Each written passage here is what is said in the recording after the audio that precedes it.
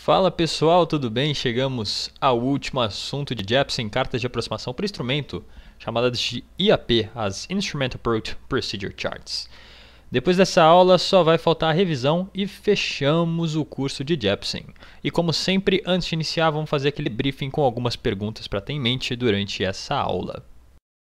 Primeiramente, quais as classificações de procedimento de aproximação por instrumento? Qual o procedimento RNAV mais preciso atualmente? Na IAP, quais informações constam no briefing strip? Qual a diferença entre essas duas simbologias? E por último, se o ATC informar visibilidade e a carta requer RVR, como converter? Para começar, vamos dar uma olhada na definição de procedimento de aproximação por instrumento segundo o manual Jepsen.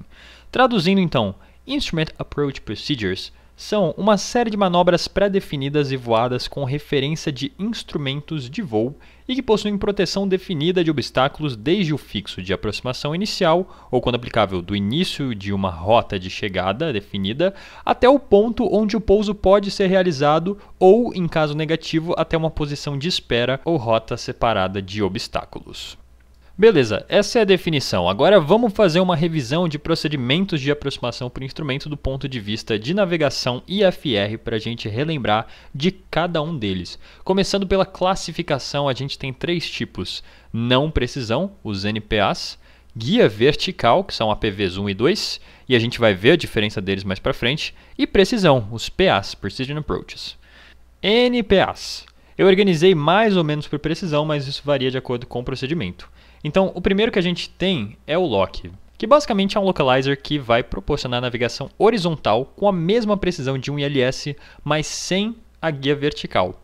Se o lock estiver desalinhado com a pista em um ângulo maior que 3 graus, a gente vai chamar ele de LDA, que é o Localizer Type Directional Aid.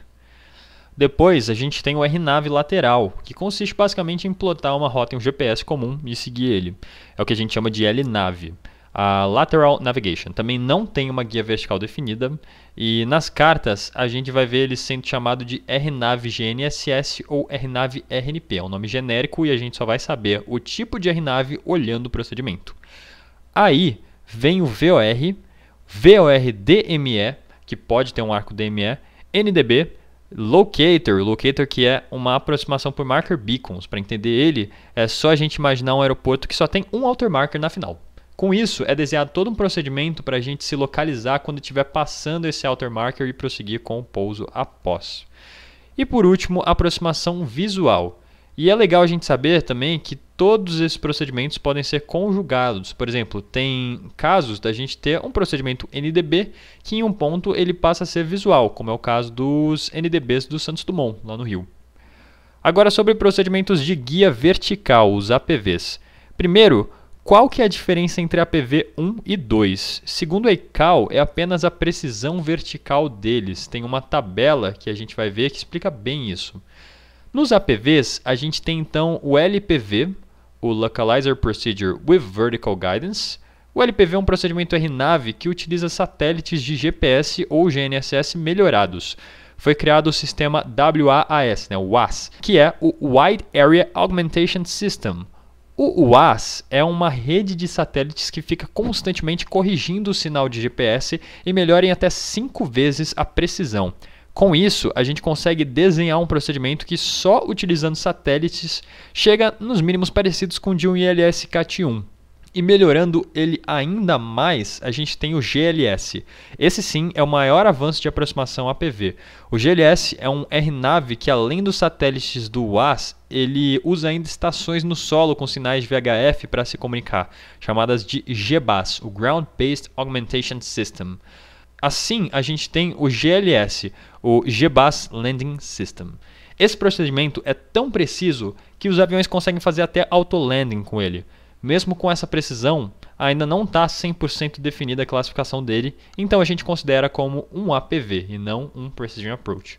O único problema desses procedimentos que usam WAAS e GBAS é que não são todas as regiões do mundo que têm eles implantados. Aqui, por exemplo, ainda não conseguiram implantar no Brasil e em outros países vizinhos por causa de uma série de interferências, enquanto na América do Norte ele já é usado há muito tempo. Depois deles, a gente tem o LNAV VNAV. É aquela mesma história de plotar um procedimento publicado no GPS e seguir ele. A diferença é que nesse aqui o GPS vai puxar as informações do altímetro do avião e desenhar uma rampa para seguir, conforme o procedimento. Por isso, ele é chamado de RNAV com baro VNAV, porque a Vertical Navigation se orienta pelo altímetro, que é basicamente um barômetro ajustado. E por último, temos o LDA com Glide Slope, que segundo a Jeppesen é um procedimento bem raro e na prática funciona como um ILS desalinhado. E para a gente entender a cobertura do WAAS, aqui tem uma imagem de implantação deles pelo mundo. Na América do Norte ele é chamado de WAAS, mas em outros continentes ele recebe uma outra sigla. E aqui a gente tem uma imagem da cobertura em tempo real que é disponibilizada no site da FAA. E por fim, aproximações de precisão, as PAs, são ILSs e qualquer procedimento que cumpra o anexo 10 da ICAO. Falando nele, é o anexo responsável pelas telecomunicações, incluindo procedimentos por instrumento e os mínimos de precisão requeridos para cada um, conforme essa tabela. Então a gente vê que para os NPAs só é necessária precisão horizontal, no caso 220 metros por 95% do tempo. APVs 1 e 2, a precisão horizontal deles é de 16 metros, bem menor, e a vertical varia de 66 a 26 pés. E PAs, Precision Approaches, precisão também de 16 metros e vertical de apenas 13 pés. Aqui, a Jeppesen informa nessa nota que a navegação lateral e vertical pode ser proporcionada tanto por auxílios em solo quanto por dados gerados por computadores. E para finalizar a revisão, vamos falar sobre RNP. A gente viu que as cartas RNAV podem ser chamadas de RNAV GNSS ou GPS e RNAV RNP. Para isso, vamos ver primeiro o que é RNAV. Quando surgiu a navegação por instrumento, ela consistia em uma aerovia balizada por 2 auxílios de cada lado, que podiam ser VOR, NDB, e não se voava fora delas. Aí veio o RNAV, que em inglês se pronuncia RNAV, de Area Navigation. O RNAV é todo voo fora de uma aerovia balizada, e para isso a gente pode usar praticamente qualquer método que garanta uma navegação segura. Então, interseções, fixos DME, inercial e mais recentemente GPS são todos os auxílios de RNAV. Só que mesmo assim, nenhum deles proporciona uma precisão autossuficiente para desenhar rotas mais seguras e diretas, tanto em cruzeiro quanto em aproximação. Foi aí que surgiu o PBN, Performance Based Navigation. O PBN utiliza sistemas de satélite como GPS e GNSS para desenhar uma rota publicada no nosso sistema de navegação e ao mesmo tempo ficar constantemente medindo nossa posição e comparando com essa rota desenhada. É o que a gente chama de RNP e ANP. O RNP, que é o Required Navigation Performance, seria essa rota, e o ANP, o Actual Navigation Performance, é a nossa posição atual. E com isso, toda vez que acontecer um desvio da rota que a gente deveria seguir, o RNP, diferente do RNAV, vai conseguir avisar a gente de que é necessário um ajuste de rota. Com esse constante monitoramento, foi possível desenhar rotas que servem melhor o sistema de gerenciamento de tráfego aéreo e ainda trazem uma série de vantagens. Aqui nessa imagem, a gente consegue ver um exemplo nessa rota curva. Essa trajetória é possível porque ele está constantemente monitorando a posição em todas as partes da curva. O RNP deixa de ser uma única rota unindo pontos para ser construída com infinitos pontos de medição. E aqui a gente tem umas imagens de como ele é expresso no voo. Nessa tela tem uma comparação da posição requerida com o atual. E nessas navegações, uma a gente vê uma rota RNAV com vários pontos e a outra com uma rota RNP. E assim como a RNAV, o RNP também é dividido com base na precisão em qual fase do voo ele vai ser aplicado. Dentro dessas classificações, o mais preciso é o RNP-AR, que requer uma precisão de até 0,1 milha náutica na final.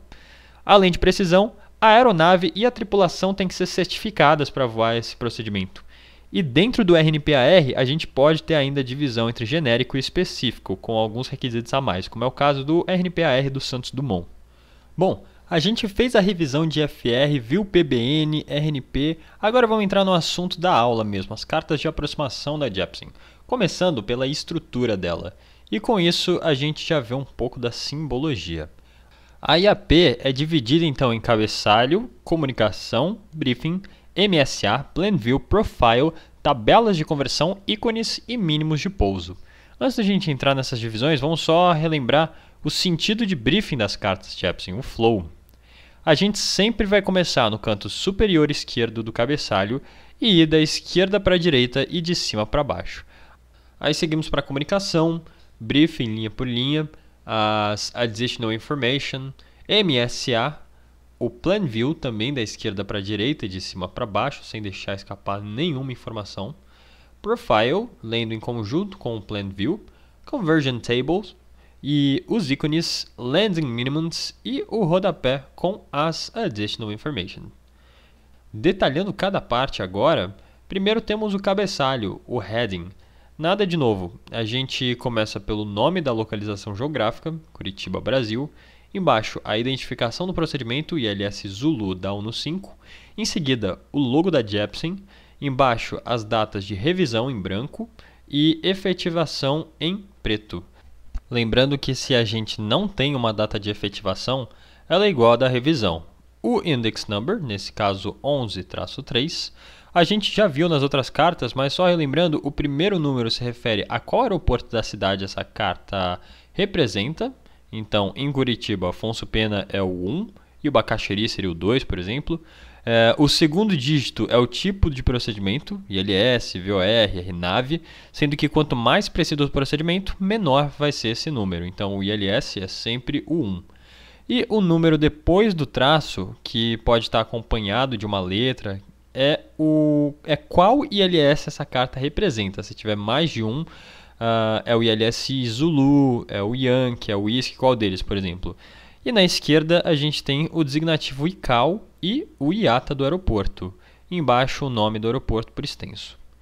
Comunicação. As frequências são dispostas da direita para a esquerda em ordem de uso. Então, se tiver a TIS, geralmente vai começar por ela. No caso dessa datalink ATIS, assim como qualquer ATIS, a gente pode ver que não tem o call sign do aeroporto, não tem um Curitiba escrito antes. Isso acontece porque essa frequência é broadcast only, ou seja, a gente só recebe, mas não transmite nela. E o nome que a Jepsen dá para a estação em maiúsculo é Communication Service, o serviço de comunicação. Aí do lado a gente tem as frequências de controle, que a gente vê que já tem o nome Curitiba em maiúsculo, o Communication Service, e do lado está escrito Control, que é a funcionalidade do serviço. Em seguida tem um app, entre parênteses, também faz parte da funcionalidade, e o R, que significa que existe um serviço de radar disponível nesse app. A gente vê que tem um monte de frequência, todas as frequências primárias disponíveis vão ser sempre informadas. A torre é a mesma coisa, e se a gente for para o solo, a gente vê que também não tem um call sign escrito, o Curitiba em maiúsculo. Isso porque a Jepsen também omite ele quando se trata de uma função secundária, que é o caso do solo. E nesse outro exemplo aqui da Jepsen, de diferente, a gente só tem essa separação de frequência por pista. Quando aplicável, pode ter essa definição de setores para cada frequência. E o asterisco, que a gente já viu várias vezes, é uma indicação de que o serviço opera só em part-time. Approach Briefing Information. Aqui a gente vai ter uma inovação, que não é tão inovação assim, mas ainda é muito útil. Briefing Strip. Ela sempre vai seguir a mesma ordem, com informações muito relevantes para efetuar o procedimento. Primeira coisa então, Approach Primary Navigate, o auxílio de navegação primário para aproximação e o seu designativo, nesse caso o Localizer India Charlie Tango, com a frequência. Em seguida, Final Approach Course Bearing, depois o Glide Slope Crossing Altitude, é a altitude que a gente vai cruzar o Final Approach Point. Se for um procedimento de não precisão, um NPA, aí a gente vai ter a Vertical Descent Altitude, ou Minimum Crossing Altitude. A gente vê que no topo tem um GS de Glide Slope e é o tipo de altitude. Embaixo, onde está escrito GISA, é o nome do Final Approach Fix. Nesse caso, o NDB de GISA. E embaixo, a altitude e a altura. Depois temos a Lowest TA ou MDA, também com a altura ao lado. Por último, as elevações do aeroporto e da pista, que pode ser também cabeceira ou da Touchdown Zone. Na linha de baixo, a gente tem a descrição textual do procedimento de aproximação perdida. Na última linha, algumas informações interessantes para o voo e adicionais. Primeira coisa é a informação de ajuste de altímetro e do lado tem a pressão barométrica equivalente da pista, nesse caso 104 HPA. O que isso quer dizer? Se a gente pegar o equivalente de 104 HPAs em pés, geralmente vai dar o valor da elevação desse aeródromo. Em seguida, tem a altitude e o nível de transição do aeroporto, ou procedimento. E por último, nesse caso não tem, mas embaixo dessas informações pode ter ainda mais uma linha no mesmo quadro com as observações aplicáveis ao procedimento. Por exemplo, se precisa ter serviço de radar, RNP e por aí vai. Agora, vamos ver a MSA. Esse ILS tem uma bem poluída, provavelmente porque tem um arco DME. Primeira coisa que a gente pode observar numa MSA é o centro dela. Da onde ela começa, ou como a Jeppesen chama, onde ela é predicada. Nesse caso é o VOR Curitiba. Pode ser um Airport Reference Point, um fixo ou algum outro navete. MSA significa Minimum Safety Altitude, ou se ela for dividida, Minimum Sector Altitude. Nesse caso, a gente tem os setores definidos por radiais e marcações sempre se aproximando em rumo magnético do centro da MSA. Nesse caso, são 4 rumos formando 4 setores. E em cada setor, a altitude mínima que vai garantir a separação de terreno em caso de emergência em 1000 pés num raio de 25 milhas náuticas, a não ser que seja especificado alguma outra distância, e ela não necessariamente vai garantir a recepção de sinal do navete conforme a definição da FAA. Aqui nessa MSA, além das altitudes no raio de 25 milhas náuticas, ainda tem umas outras altitudes mais baixas, até 15 milhas náuticas, como a gente pode ver nesses números. Chegamos agora no Approach Plan View. Eu não vou entrar muito em detalhe de simbologia agora, porque a gente vai ver o exemplo da Jeppesen mais para frente, mas só lembrando que a gente precisa sempre bifar todas as informações em conjunto com o profile, seguindo o flow da esquerda para a direita e de cima para baixo. É importante a gente priorizar frequências de navetes, o Highest Elevation, a MSA no Plan View, que agora ela é representada, ou se for um procedimento que tem RNAV, pode ser uma TAA, e a rota que a gente vai seguir com as restrições de altitude, velocidade e os rumos e as distâncias. Além disso, não esquecer do procedimento de aproximação perdida e os insets.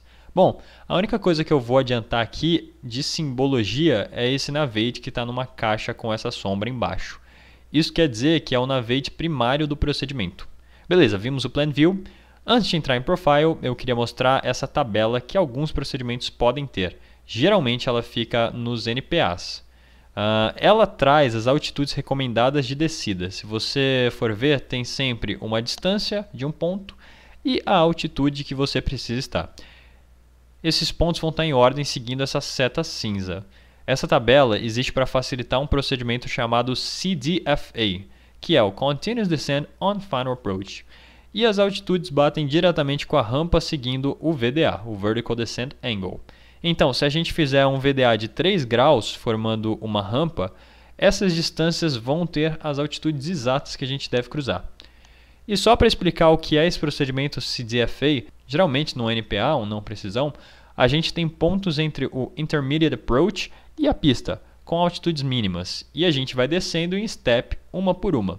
Só que fizeram alguns estudos e perceberam que esse formato de step, por mais que a faixa aeronave de obstáculos, pode acabar desestabilizando a aproximação por ter diversas mudanças de altitude e velocidades. Então a Jeppesen, junto com a FAA, começou a implantar um cálculo para os procedimentos já existentes de descida numa rampa contínua do FAF até a MDA, seguindo uma razão de descida específica para cada ground speed e acompanhando essa tabela de altitudes recomendadas de descida. Assim, as chances de aproximação desestabilizada são muito menores. Aqui nesse exemplo do Bolt Method, a gente vê uma comparação de rampa com VDA de 2,98 graus e embaixo a descida com uma razão maior que vai atingir a MDA antes do VDP. Falando em VDP, daqui a pouco eu falo sobre ele. Approach Profile View. O profile representa os segmentos intermediários e finais da aproximação. Ele mostra de forma conjugada a trajetória vertical e horizontal fora de escala e deve ser sempre lido em conjunto com o Plan View. Vamos dar uma olhada na simbologia do profile nesses exemplos da Jeppesen. Aqui a gente tem um rumo, todos os rumos do procedimento são representados. O Final Approach Course vai estar sempre em negrito, pode ter também setas para orientar a direção do profile. O rumo ele pode estar tanto em cima, embaixo ou no meio da track. E nas esperas, tanto o inbound quanto o outbound vão estar representados também. Aqui tem uma altitude, todas as altitudes do profile são sempre altitudes mínimas, a não ser que tenha alguma indicação específica. E elas também são sempre above mean sea level. altitudes em relação ao nível médio do mar, em pés. Aqui tem um exemplo, se for uma altitude máxima, vai estar escrito o maximum, ou max só, em maiúsculo. Se for uma altitude obrigatória, vai ter sempre um mandatory, que nunca vai ser abreviado. A mesma coisa acontece para altitudes recomendadas. E aqui, o negrito é usado para enfatizar as altitudes do procedimento no FAP ou FAF, ou Final Approach Point ou FIX. É a mesma altitude informada na Briefing Strip. Aqui tem a indicação do tipo do navigate, sempre vai ter o código Morse dos marcadores e quando for conhecida vai ter também a altitude de cruzamento do glide slope. Em situações que a carta pode ser confusa, vai ser incluído o nome do navigate ou o designativo. E sempre que aplicável vai ser inclusa também a altitude de cruzamento do VDA, o Vertical Descent Angle. Aqui tem o nome dos fixos junto com as informações de distância DME. Sempre que tiver mais de um DME, ele vai ser informado. E da mesma forma também vão ser exibidos os fixos standalone de DME, que não são fixos nomeados, mas demarcam uma distância DME. Agora vamos dar uma olhada nesse primeiro exemplo da direita. Primeira coisa, as observações sobre o procedimento, elas se relacionam diretamente com as informações representadas no profile. Elas geralmente vão ficar no canto superior direito ou esquerdo. Esse símbolo de navigate ou fixo com faixa no meio quebrada, como se tivesse faltando uma parte, significa que esse auxílio não vai te deixar totalmente alinhado com a final. Aí aqui a gente tem uma outbound bearing, essas setas elas estão associadas à curva de procedimento e são representadas no profile para aumentar a consciência situacional. Aqui é a altitude mínima de execução dessa curva. A distância máxima que a gente precisa se manter do navigate ou fixo de início, a não ser que seja em formato diferente, enquanto a curva de procedimento é executada. A representação do solo no profile, a Jeppesen não representa terrenos ou construções nessa linha, até porque o profile não é desenhado em escala. Essa linha sólida representa o flight track do procedimento, a rota. Aí podem ter múltiplos procedimentos separados que usam as mesmas altitudes. Nesse caso, eles são representados por uma única linha. O Final Approach Point, o FAP, a partir daqui se inicia o Final Approach Segment nas aproximações de precisão. Aqui é a distância em milhas náuticas até o ponto zero. Essa distância não vai aparecer quando for um fixo DME. A distância em milhas náuticas entre dois navegates ou fixos, o Final Approach Course Bearing, ele só é repetido se houver uma mudança no rumo ao longo do procedimento. E aqui tem um exemplo das tracks, elas são posicionadas de forma separada, conforme as altitudes de cruzamento. Aqui tem um exemplo da track de um procedimento de não precisão que difere do glide slope e ou do vertical descent angle. Ela é representada por essa linha fina. Esse pull-up representa a DA e a MDA ou o limite de descida ao longo do glide slope e do vertical descent angle. Aqui tem outro pull-up, esse se refere às aproximações de não precisão que descem sem seguir aquela técnica que a gente viu, a Continuous Descent on Final Approach, a CDFA. Aqui tem as elevações, podem ser da Touchdown Zone, Runway End ou cabeceira, conforme o indicativo, a Threshold Crossing Height, associada com o Glide Slope ou Vertical Descent Angle da carta, e o Runway Block, que representa a pista. A aproximação termina aqui, nesse símbolo da cabeceira. Agora, indo para esse outro exemplo, a gente tem o limite de tempo aplicável à perna de afastamento da espera desse procedimento. A altitude mínima de execução dessa espera, os outbound e inbound pairings associados com ela. Aqui tem um waypoint RNAV, ele só é identificado pelo designativo de 5 letras dele. Essa área sombreada entre dois pontos marca essa altitude mínima, é a Segment Minimum Altitude, a SMA. Aqui tem uma altitude que corresponde ao VDA, o VDA, a distância em milhas náuticas até o próximo fixo, que nesse caso indica o início de uma nova descida, quando não tem um ponto com essa função. Aqui tem um pull-up ao longo do VDA e na DA e MDA, que está relacionado ao MAP, ao Missed Approach Point. As milhas náuticas e uma informação de para um fixo, nesse caso to aware. Essa linha cinza pontilhada representa a trajetória de VNAV do FAF até o Threshold Crossing Height do LTP, que é o Landing Threshold Point, ou seja, até a altura que a gente deve cruzar a cabeceira para tocar na área de pouso. Essa trajetória só é desenhada para seguir a técnica de CDFA do FAF até o MAP, e ela não deve ser realizada abaixo da DA/MDA. Aqui a Jepsen enfatiza no manual que, conforme a regulamentação da ICAO e da FAA, é estritamente proibido descer abaixo da DA/MDA sem referências visuais com o ambiente da pista. E por último, uma Visual Flight Track, uma rota visual após o MAP, quando ele se localiza antes da cabeceira. Vamos falar um pouco agora do famoso VDP, o Visual Descent Point. VDP é um ponto definido no Final Approach Course de um procedimento de não precisão straight-in, no qual deve ser iniciada uma descida normal da MDA até o touchdown point de uma pista, desde que a cabeceira, luzes de aproximação ou outros markings identificáveis com o fim da pista estejam totalmente visíveis para o piloto. Ou seja, VDP é o ponto que, mantendo a MDA, você precisa ver o aeroporto, e caso você passe desse ponto e só veja ela depois, a razão de descida que você vai precisar empregar vai ser muito alta, e para não desestabilizar a aproximação é preciso seguir com o Missed Approach. Em alguns casos o VDP vai constar na carta, mas podem ter procedimentos de não precisão que a gente vai ter que calcular ele. Existe uma fórmula exata, mas para simplificar a operação costuma-se dividir a MDH por 300.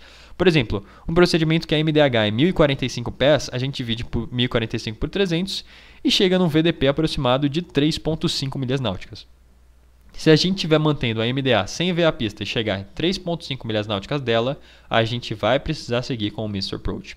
Lembrando que a trajetória vertical da aproximação perdida pode ser executada a qualquer momento, mas a lateral só a partir do MAP, o Missed Approach Point. Conversion Tables. A Jepsen também chama de Descent Time and Conversion Table, porque é exatamente isso que ela traz, uma conversão de ground speed em razão de descida levando em conta o VDA ou Glide Slope da aproximação. Em alguns casos, ela ainda vai trazer o tempo que se leva do FAF até o MAP, para a gente identificar em procedimentos sem DME ou marcação de distância. Nesse caso, a gente tem na primeira linha a ground speed, em nós, embaixo o ângulo de descida do procedimento, nesse caso do ILS ou do LOC, caso o glide esteja fora. Aí nessa linha vão ter as razões de descida para as determinadas velocidades, e embaixo tem o tempo do MAP, que nesse caso fica no LMM, no Locator Middle Marker, vindo do FAF, que é o Locator Outer Marker. Icons. Esses ícones, que também ajudam bastante para quem tem pressa, seguem o padrão de primeiro informar a iluminação de aproximação instalada no aeroporto, junto com o VASI ou PAPI, se tiver as rails, runway and lights, para pouso straight in. E nos quadrados do lado tem desenhos de ícones das ações principais da aproximação perdida, a Jepsen chama de up and out. Lembrando que as ações completas são descritas no textual da briefing strip. E por último chegamos a Landing Minimums. Antes de ver o exemplo, vamos dar uma olhada em algumas simbologias para a gente entender. Todos os mínimos autorizados de pouso conhecidos e componentes de condição associadas são publicados nessa parte. A Jepsen informa nessa parte que os mínimos publicados não são considerados autoritários e variam conforme a operação de cada usuário.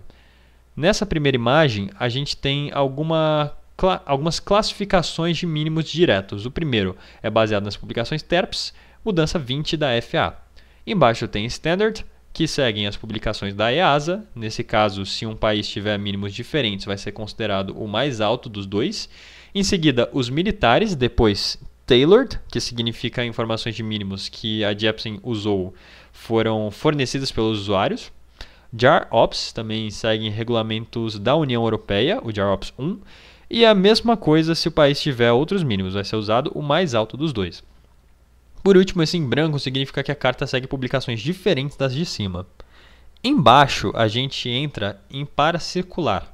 Esse C significa que os mínimos dessa operação cumprem a Change 21 do TERPS. Aí do lado, seguimos com as colunas de categorias de aeronave. A primeira é a classificação, que a gente estuda em regulamentos, de alfa a eco. Uma dica para a gente decorar a categoria é lembrar dos RBACs brasileiros, né? Os mais importantes da ANAC. Então, 91, 121, 141 e 166. Bate certinho com os RBACs. Lembrando que a alfa começa em menor que 91 nós. No do lado tem o padrão TERPS de paracircular da FAA. O terceiro são também as velocidades máximas de paracircular, só que da ICAO. E por último, o formato em aproximações que são apenas Circle to Land. Temos a categoria e a velocidade representadas. Agora a gente vê a representação dos mínimos de altitudes. Primeiro, uma legenda de DAH. Esse formato sempre mostra os dois valores subsequentes, nesse caso DA230 e DH200. A DH considera pés AGL baseado na Dayton Reference, de aproximações straight in. Embaixo temos na mesma forma a MDA e MDH. A MDH segue o mesmo formato da DH, mas em caso de Circle to Land é utilizada a Airport Elevation como referência. Depois tem uma representação da DA e MDA usadas em conjunto para situações em que o uso é autorizado. Para aproximações de não precisão, pode ser necessária uma autorização especial. E por último, a altura de radioaltímetro associada com aproximações de precisão CAT 2 e 3. Agora, vamos para visibilidades. Quando a autoridade aeronáutica de um país não fornece a visibilidade mínima, a própria JAPSON vai publicar utilizando as diretrizes da EASA. E nesse caso vai ser um label de Standard, que a gente já viu. Para a visibilidade da JAPSON, os valores vão ser sempre em RVR. Aí ela alerta que, para operadores que utilizam visibilidade e não possuem procedimentos padrões de conversão de visibilidade meteorológica para RVR ou CMV, que tomem as devidas precauções. As visibilidades são informadas conforme a categoria de aproximação da aeronave e podem ser fornecidas em milhas náuticas ou terrestres, pés, metros ou quilômetros. Valores de RVR, quando reportados e autorizados pela autoridade local, podem ser informados sozinhos ou acompanhados do valor meteorológico e tem sempre um R do lado. Nesse primeiro caso de visibilidade, a gente tem o valor em milha náutica ou terrestre inteiro e em fração de milha. Nunca tem a unidade dela. Se tiver escrito só V1, significa que precisa de visibilidade de 1 milha ao menos. Segundo caso, o valor de RVR associado com a visibilidade em milhas. Esse RVR é em centenas de pés, ou seja, R40 significa 4.000 pés de Runway Visual Range. Em seguida, o que a gente vê mais aqui no Brasil, as visibilidades em metros e quilômetros. Quando um RVR não for equivalente à visibilidade meteorológica associada, ambos possuem um R e um V. Quando eles são equivalentes, é informado apenas a visibilidade com um R/V, representando ambos os valores. O R/V também pode significar que o valor pode ser tanto visibilidade quanto RVR, até se eles forem diferentes, e o que vai definir qual dos dois será é o que for reportado pelo ATC. A JAPSON só nomeia R/V valores que são fornecidos pela autoridade aeronáutica. O NA embaixo significa que para determinada condição, nesse caso, categoria de aproximação delta, não é autorizado. E o último, que não se aplica. Ceiling Required, ali em preto, significa que além desses mínimos, ainda é necessário um mínimo de teto. Eles são informados em pés ou em metros, dependendo da unidade usada para medir, e sempre em AGL. E embaixo é um caso que o teto é informado antes da visibilidade, que é bem comum. Nesse caso tem um label ali em cima informando. Agora, juntando tudo, a gente tem esse exemplo completo da JAPSON. Aqui tem o tipo de aproximação indicado, quando tem mais de um são combinados. As condições conhecidas que afetam os mínimos são mostradas acima das visibilidades, elas podem não ser afetadas. Aqui podem ter observações que se aplicam só aos mínimos da carta, aí tem uma label de mínimos diretos com o designativo da pista, em caso de mínimos de sidestep também vai ser informado. Aqui tem um exemplo de observações que se aplicam apenas a um mínimo específico, a caixa de mínimos em caso de Circle to Land, e por último a MDA e MDH para esse tipo de operação. Agora vamos dar uma olhada no exemplo de Curitiba. Começa com uma divisão de Straight In Landing para pista no 5 e Circle to Land. No Straight In tem os mínimos do ILS e do LOC. Aí a gente vê que as altitudes mínimas já são informadas, 3.172 de DA e 3.450 de MDA. Só que o teto e a visibilidade variam primeiro de acordo com o ALS operando ou não, e depois conforme a categoria de aproximação. No caso de um Full Operational ALS para 1 no 5, a gente tem uma DA de 3.172 pés e DH de 200 AGL. Teto mínimo de 200 AGL, e aí ele informa um valor de RVR e outro de visibilidade, porque como a gente já viu, o RVR é medido pelo equipamento transmissor que fica próximo da pista. Já a visibilidade é medida por um observador a distância máxima que se pode enxergar as luzes da pista. Para converter, existe uma tabela da JAPSON.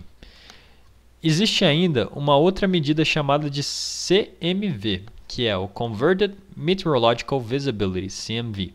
Ela é mais usada em aeroportos que possuem transmissores de RVR e em situações que os mesmos podem estar inoperantes. Nesse caso, o observador vai medir a visibilidade meteorológica normalmente e informar o piloto. O mesmo irá converter o RVR se o procedimento requisitar essa medida. Vamos pegar um exemplo para converter a visibilidade em CMV. Se reportarem uma aproximação com High ILS e diurna, uma visibilidade de 2.000 metros para um procedimento que requer RVR de 1.800 metros, a gente pode prosseguir? É só fazer 2.000 vezes 1.5 e a gente chega a um RVR de 3.000 metros. Logo, o nosso Runway Visual Range atual é suficiente para o procedimento. E ainda para que seja possível aplicar essa regra, os mínimos do procedimento devem ter um RVR superior a 800 metros no pouso e os mínimos de visibilidade não forem superiores a 2.000 metros. E aqui tem uma tabela de guia para saber exatamente como tratar um valor de visibilidade uma vez que for recebido pelo ATC. Isso considerando uma operação conforme a ASA para empresas de transporte. Então vamos supor que a sua carta esteja escrito que você precisa de um RVR mínimo de 1.000 metros e o ATC te falou que a visibilidade é de 1.200. O que você faz? Bom, carta em RVR e ATC em visibilidade a gente converte para CMV. Para os demais casos é só consultar a tabela. E para finalizar a estrutura da carta, vamos ao rodapé, que fica na parte de Landing Minimums. A gente começa com o que vai estar escrito do lado inferior esquerdo. Não vou entrar muito em detalhes, é bem parecido com o que a gente já viu de mínimos de straight-in, mas aqui fala com base em qual regulamento a carta foi desenvolvida em termos de velocidades e evolução em áreas de paracircular. Tem TERPs da FAA, PANZOPs da ICAO, MIPS, que é militar da OTAN e cumpre requisitos ICAO, e os 3 últimos são emendas que também se referem à FAA. Aí temos mudanças da última revisão e os direitos reservados da Jeppesen. Agora vamos entrar em simbologia. Hoje a gente vai ver todos os símbolos que a Jeppesen utiliza no Plan View e no Profile. Começamos com os markers, nada de novo. Simbologia de Navigates no Profile, aqui a gente tem a representação da rampa de um glide slope, o glide slope de um GLS, que a gente não costuma ver muito, o track de um procedimento de não precisão, representado em uma carta de precisão, a trajetória que segue o Vertical Descent Angle, em procedimentos com VNAV, embaixo a mesma coisa em caso de operadores que possuem aprovação para mínimos de precisão de DA nesses procedimentos. Aqui tem o FAF em procedimentos de não precisão e embaixo o MAP ou MAF. Aí aqui tem todos os tipos de iluminação que a gente viu na aula 3, de Airport Markings and Signs. Lembrando que os mais comuns são o ALSF 1 e 2. Eu não vou entrar muito em detalhe nessa parte, mas se você quiser relembrar, é só dar uma olhada nessa aula. Aqui tem uns símbolos bem importantes, os ícones de ações up and out, de aproximação perdida. Primeiro tem o climb, que geralmente fica acompanhado de alguma informação, curva à esquerda menor que 45 graus, maior que 45, curvas à direita e direto para algum ponto, o direct to, ou direct to, né? Agora chegamos a um momento de ver todas as simbologias nos exemplos da Jeppesen. Aqui a gente tem a representação de latitude e longitude no Plan View, em escala. Eles são definidos em décimos de minutos. Esse é o 39 graus e 30 minutos. Embaixo a gente teria o 39 e 20, por aí vai. Aqui o layout da pista. Um exemplo de approach transition. Dá para ver que as linhas são desenhadas com uma espessura média, por serem transição. O rumo geralmente fica no meio dela, com a milhagem e a altitude associada em volta. Aqui tem uma informação de um navigate que fica fora da carta, pode ser um waypoint também. Quando for necessário, pode constar também o código Morse, a frequência e o designativo dele. Seguindo, vemos uma marcação cruzada de VOR, pode ser um NDB também. As distâncias DME são informadas quando aplicável e as informações do navigate vão constar próximas da reta. Aqui temos um fixo de espaço aéreo. Ele pode ser representado usando diferentes símbolos conforme seu uso. Aqui tem uma caixa de navigate.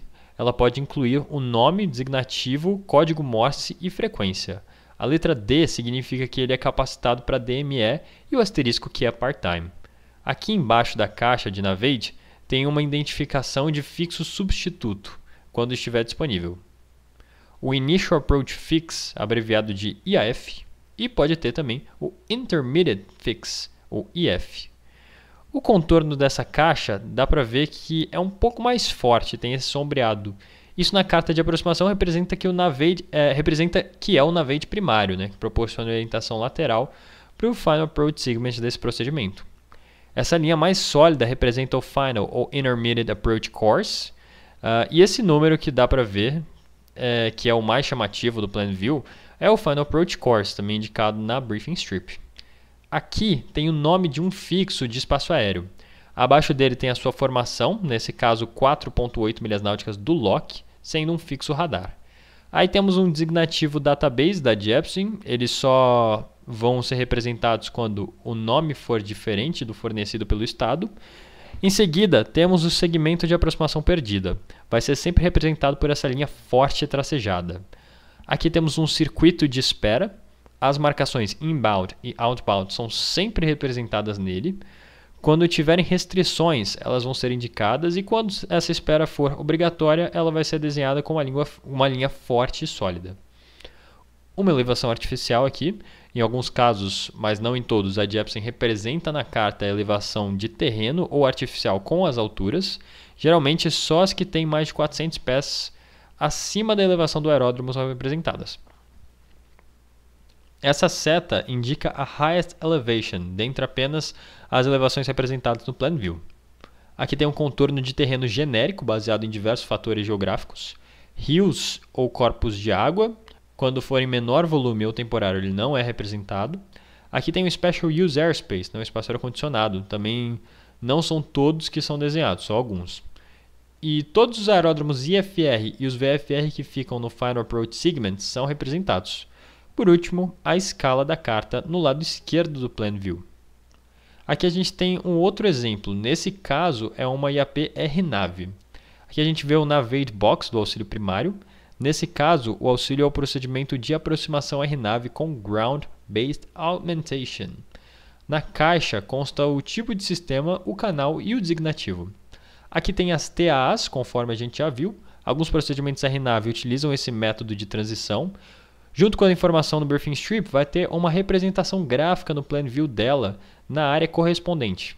O waypoint central da TAA é representado junto com as marcações que formam ela, altitudes de chegada se aplicável, indicações de NOPT, de No Procedure Turn Required or Authorized. Aqui tem uma informação de altitude para quando as distâncias da TAA variarem do padrão ICAO de 25 milhas. No caso do RNAV, todas as informações, exceto o nome do waypoint, podem ser omitidas por esse procedimento utilizar database apenas. E por último, temos uma informação de track distance, que geralmente é a distância até o próximo fixo com o nome. Elas são representadas para referência em caso de waypoint sem nome. E aqui temos os dois tipos de insets que podem constar numa carta IAP da Jeppesen. O da esquerda, que é o Remoted, representa um trecho do procedimento que foi tirado da escala original, que todo o resto da carta segue. Já o segundo, tracejado como Not to Scale, representa uma informação que permanece na mesma linha, com a mesma direção, mas não preserva a distância até o ponto. Então, partindo para o briefing, a primeira carta que a gente vai ver é esse ILS de Guarulhos aqui. Então, começando pelo cabeçalho, São Paulo, Brasil, ILS Zulu, categoria 2 e 3 da pista 09 direita. Carta Jeppesen, revisão 17 de abril de 2020, efetiva 23 de abril. Index number 21-3 Bravo, Serra Bravo, Golfo Romeu, Guarulhos, Governador André Franco Montoro Internacional. Bom, as frequências a gente não precisa citar todas elas, né? O ideal seria a gente citar, mas geralmente é o controle que informa qual que a gente deve sintonizar, né? Mas basicamente a gente tem Data Link ATIS aqui, Torre Solo e São Paulo Approach Control, né? Um controle, um approach com radar e as frequências. Então estão todas conhecidas, estão citadas. Briefing Strip. Aqui as informações de Navigate primário, Final Approach Course, interceptação do glide ou início de descida do Final Approach Point ou Fix, mínimos também, e elevação. Então, a primeira coisa no Aviate principal é o localizer da 09 direita, né, o India Golf Hotel, frequência 111.7. Final Approach Course 095, interceptação do glide em VNAB 4.090 pés, 1.639. Para a categoria 3 Alpha, Refer to Minimums. Categoria 2, Radio Altimeter de 112 pés, né, DA 2.551, 100 pés. Airport Elevation 2.461 e Runway Elevation 2.451. Missed Approach, subir para 6.000, manter o rumo 095 até passar 3.500, então curva direita para Izimu para espera. Informações adicionais, a gente precisa de RNAV 1, altímetro setado em HPA, elevação de 87 HPAs. Ou seja, se a gente estiver no solo em Guarulhos, ajustar o ajuste do momento, né, 1013, ou o ajuste que estiver em vigor, e diminuir 87 HPAs, ele vai dar 0 pés. Transition Level fornecido pela TC, Transition Altitude 8.000 e GNSS Required. MSA, a gente tem aqui em todos os setores 6.000 pés, com exceção de Nordeste, que aí é 7.000, né, porque a gente tem a Cantareira aqui. Menos se tiver 15 milhas náuticas próximo, aí é 6.500. Lembrando que é MSA do Airport Reference Point, né? O raio padrão 25 milhas náuticas, conforme a gente já viu. Aqui no Plan View, o que a gente tem então? A primeira coisa é o Highest Elevation, né? 4.079 pés, aqui próximo a Vuzag. A gente tem toda a Cantareira no setor norte da aproximação, então tem que ficar atento a ela. E fora isso, não tem mais nada significante, algumas elevações pontuais que a gente consegue ver. Bom, pontos então. Primeiro é o Initial Approach Fix, o Tibur, com velocidade máxima de 230 nós, 6.500 pés. Após é o rumo 227 até Vuzag, 6.200. 137 até School, Intermediate Fix. E aqui a gente já começa a usar DME do India Golf Hotel. Final Approach Course 095 até Evineb. Evineb inicia a descida no glide até os mínimos. Caso seja CAT 3, a gente vai ver aqui. CAT 2 já falou 112 de Radio Altimeter. Aqui a gente tem o Inner Marker, a 0.4 de India Golf Hotel e o aeroporto. Aproximação perdida, conforme já descrito acima, 095 inicialmente, subindo para 6.000, após 3.500, curva direita para Izimu, para espera com máxima de 230 nós, 6.000 pés, inbound 130 e outbound 310. Bom, brifamos todo o Plan View. Vamos agora para o Profile, mas antes a gente vê aqui que tem o CDFA, né, o Continuous Descent on Final Approach, ele dá as informações, então distância até a threshold, até a cabeceira, né? Evineb 4.090, 4 milhas da cabeceira altitude, 3, 2 e 1 e o Inner Marker para cross-check. School, a 9.2 do India Golf Hotel aqui no Profile, a gente tem que estar 5.100. Aqui a gente tem uma Segment Minimum Altitude, né? Esse cinza aqui é a SMA, Segment Minimum Altitude, de 4.000 pés, ou seja, menos que isso a gente não pode manter de jeito nenhum, né? A altitude mínima de emergência. 095 é o Final Approach Course, a gente desce até 4.090, que é a altitude de interceptação do glide em Evineb, né, o Final Approach Point. Glide Slope, 4.090, ainda na 095, inicia a descida no ângulo do glide, que é 3 graus, até o Inner Marker e continua a descida. Threshold Crossing Height 50 pés, Runway Elevation de novo é 2.451. Aqui a tabela de conversão de ângulo com velocidade para a razão de descida, então se fosse 140 nós, 743, né, aproximadamente uns 800, porque geralmente varia para mais, né, mais velocidade, então mais razão de descida. Os icons, né, os ícones, a gente tem então primeiro iluminação, tem um Approach Light Systems with Sequence Flashlight categoria 2, né, LSF2, PAPI de ambos os lados. Aqui o Up and Out do Go Around, né, do Missed Approach Procedure. Primeira coisa, subir para 3.500 no 095, após 3.500, curva direita e sobe para 6.000 em Izimu. Straight In Landing, para a pista 09 direita, né, os mínimos, CAT 3 Alpha e CAT 2. O que vai definir qual dos dois a gente vai fazer? Certificação da tripulação, da aeronave e do aeroporto. Então o aeroporto tem que estar operando CAT 3, a aeronave tem que estar certificada e a tripulação também tem que estar treinada para isso. Se todos estiverem treinados, então Radio Altimeter 50 pés vai ser os mínimos, quase tocando no chão, 50 pés. Decision Altitude 2501 e Decision Height 50 pés também, mas a gente se orienta pelo Radio Altímetro. CAT 2 112 e a gente abrifou 2551, 100 pés. E aqui visibilidades, né? Para CAT 3 Alpha, Runway Visual Range de apenas 175 metros e se fosse CAT 2, 300 metros. Bom, carta PANSOPS, padrão ICAO. Mudanças, foi revisado o procedimento e carta JEPSON em direitos reservados. Agora temos esse RNP-AR do Santos Dumont, né? procedimento bem utilizado pelo pessoal que faz ponte aérea. Então, Rio de Janeiro, Brasil, RNAV, RNP Whisky da 02 direita, carta Jepsen, revisão 24 de janeiro de 2020, efetiva 30 de janeiro, index number 2221, categorias Alfa, Bravo e Charlie apenas. Então, aeronaves Delta não podem fazer esse procedimento, por exemplo. Serra Bravo, Romeo Juliette, SDU, Santos Dumont. Frequências, a gente já sabe, a gente pode ver que algumas frequências são part-time, né, porque o Santos Dumont só opera até certo horário, das 11 até as 6 ele não funciona. Aqui, Briefing Strip, a única diferença que a gente vê é que no Navate principal a gente não tem a frequência, né? Tá escrito só RNAV porque ele não tem um Navate, não tem nenhuma frequência aqui, a gente seta. 0 no 9 é o Final Approach Course, Romeo Juliette 802 é o Final Approach Point, 1537, a gente inicia a descida no Final Approach Course.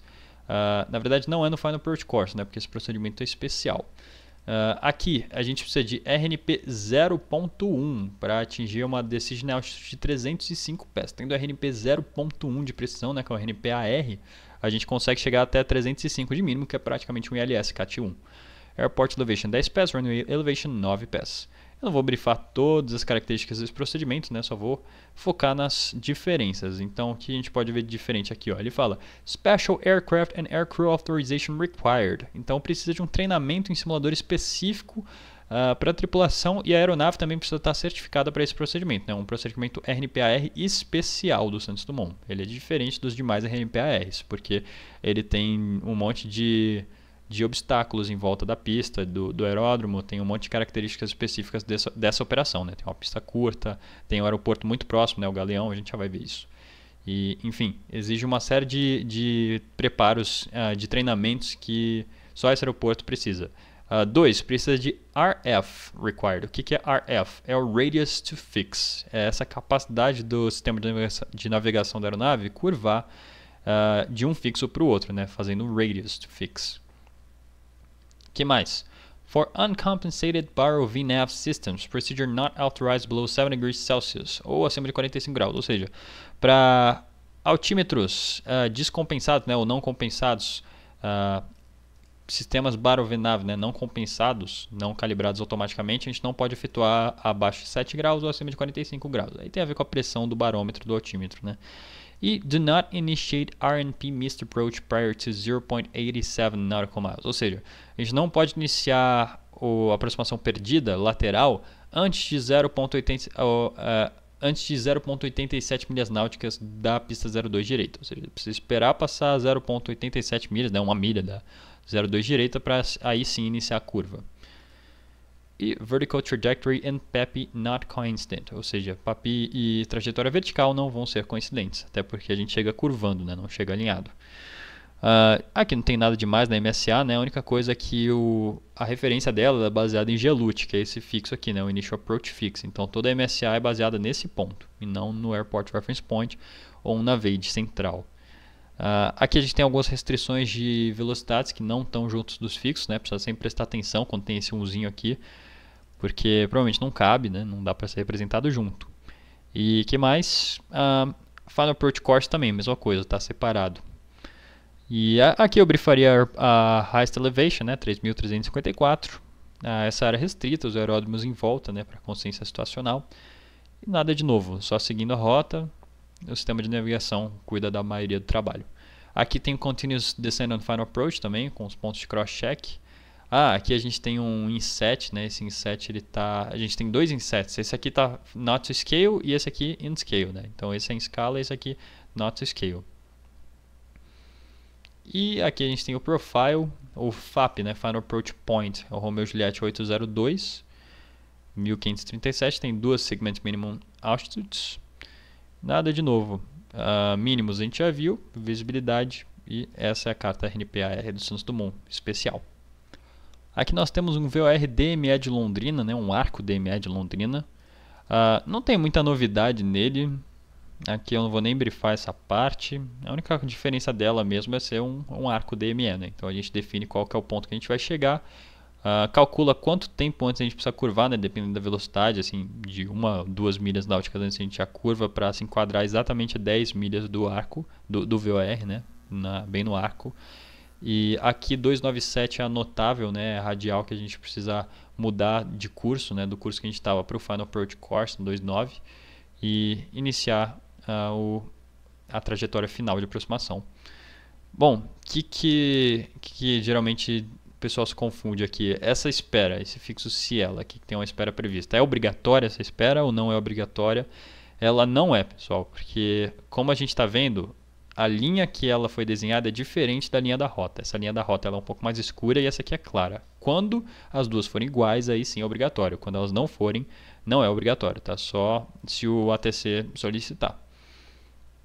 Tem Highest Elevation Point também, é uma coisa que nosso olho já vai até automático, né? E nada de novo. Nada de novo, carta Panzop. E por último, essa aqui eu vou tentar fazer um briefing mais completo, é o GLS, né, o GBES Landing System, aqui de New Jersey, né, de Newark, lá nos Estados Unidos. Então, Newark NG, GLS Runway 04 Left, carta Jepsen, 7 de setembro de 2018 é a revisão, efetiva de 13 de setembro, index number 12-40. Kilo Echo Whiskey Romeo, Newark Liberty International. Frequências são conhecidas, estão setadas. Briefing Strip, então aqui no Navade a gente já tem uma coisa diferente, né? A gente tem o LAAS, que é o tipo de GLS, né? Esse aqui é o Local Area Augmentation System, então a gente tem antenas locais que se comunicam com os satélites. Aqui a gente tem o Facility Channel, é o Facility Channel Number, né? O canal que vai ser setado para fazer esse procedimento. Na verdade não precisa nem setar nenhuma frequência nem nada, é só selecionar no sistema de navegação do avião que ele já vai identificar automaticamente, é só para referência mesmo. E esse aqui é o System Approach Indicator, é identificativo da aproximação, né? Também não precisa setar nada, é só como referência. Final Approach Course 039, dá para ver que é igual a um RNAV. Minimum Altitude at Hoya, não sei como é que fala, mas é basicamente o Final Approach Point, né? 2.000 pés, 1990 AGL. E GLS Decision Altitude 210, né? Dá para ver que é a mesma de um ILS CAT-1. E Decision Height 200 pés, também mesma de CAT-1. Airport Elevation 17 pés, Touchdown Zone Elevation 10 pés, Missile Approach subir para 600, então curva direita, e 3.000 direto para Tango Echo Bravo VOR and Hold. Continue climb in, hold to 3,000.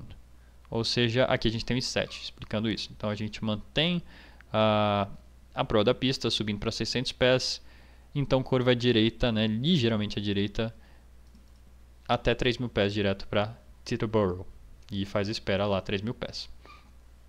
Altitude setados em polegadas, Transition Level 180, Transition Altitude 18.000, Estados Unidos é sempre definido, né, 18.000 pés. RNP Approach, procedimento RNP, GPS Required, e aqui ele fala que o VGSI e o GLS Glide Path Not Coincident, ou seja, se tiver um PAPI e o GLS eles não vão ser coincidentes, né. Ângulo de 3.10 do VGSI e Touchdown Crossing Height 77 pés, eu segui ele. MSA, da pista 04 esquerda, 2.900 pés em todos os setores, né? Raio de 25 milhas náuticas da pista 04 esquerda. Highest Elevation Point 1806 aqui em Manhattan. E aqui a gente tem o aeroporto, basicamente a gente chega aqui no Intermediate Fix in Bay. Final Approach Course 039, continua até Hoya, que é o Final Approach Point, né? E aí a 2.000 pés a gente inicia a descida seguindo o GLS, né? o GBES Landing System Glide Path, até a pista 04 da esquerda. Dá para ver que é um procedimento extremamente simples, ele praticamente não tem pontos, ele tem 2 fixos só. Isso garante uma aproximação mais estabilizada, com tudo aquilo que a gente já viu. E até o profile dele é muito simples, 2 fixos, um atrás do outro, né? Tudo bem que não tem obstáculos aqui também em Nova York, né? Em Nova Jersey, mas é 2.800, 2.000, e aqui a gente dá para ver essa simbologia que a gente viu nessa parte de GLS, né? Que ela é parecida com o Glide Slope, só que ela é de GLS. Pista 04 esquerda, tudo isso a gente já viu, né? Conversão, icons e mínimos, a mesma coisa, 210, né? Praticamente um mínimo de ILS. E aqui a gente tem uma observação nessa DA, Autopilot Coupled Approach Not Authorized Below 210, ou seja, nesse GLS não é permitido autoland, né? Não é permitido nem a utilização do piloto automático abaixo de 210 pés, ou seja, nos mínimos precisa obrigatoriamente desacoplar o piloto automático. E aqui as visibilidades, né? Runway Visual Range de 1.800 pés ou meia milha. Carta TERPS, padrão FAA, mudança de procedimento, cartas Jepsen, direitos reservados. Agora, para finalizar, Vamos para o debriefing, respondendo as perguntas do início. Então, quais as classificações de procedimento? Não precisão, APV 1 e 2 e precisão. Qual o procedimento RNAV mais preciso atualmente?